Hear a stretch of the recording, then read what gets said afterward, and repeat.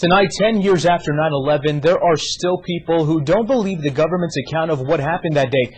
National organizations that question 9/11 have spread through the U.S., and there's even one here in the borderland. Marcos Duran and Matt Sistrunk are two members of We Are Change El Paso, a group that doesn't believe the government is telling the truth about what happened on 9/11. Who do you think was behind the attacks?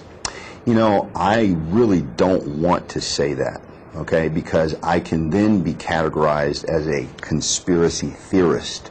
What I would rather do is operate in the realm of physical and circumstantial evidence that can be proven. That realm of physical and circumstantial evidence raises a lot of questions they say have been ignored or improperly answered.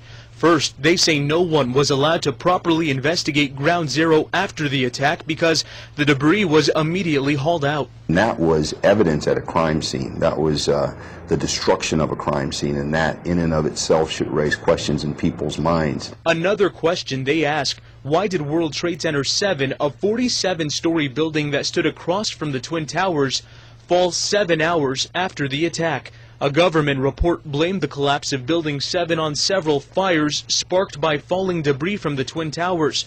We Are Change El Paso doesn't buy it. There's 1,500 architects and engineers who question 9/11. For example, Building 7, how it could collapse and fall into its own footprint at free fall speed without being hit by an airplane. I mean, that is unbelievable. That defies physics. The men also question Osama bin Laden's death. In 2001, they report that Osama bin Laden died of lung failure and even had a funeral, and it was a peaceful funeral. They also question our reason for invading Iraq.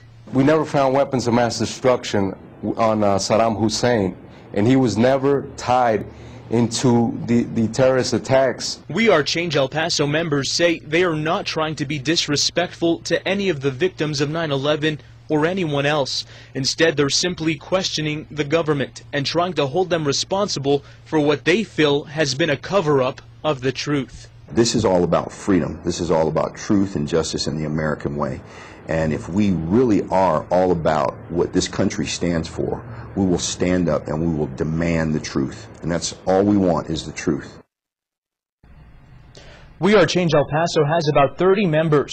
We asked them, what would the truth be? They said logical answers to the questions they have. We also asked the office of Congressman Sylvester Reyes if he would like to rebuke the men's claims, but after talking to his spokeswoman, she never returned our call.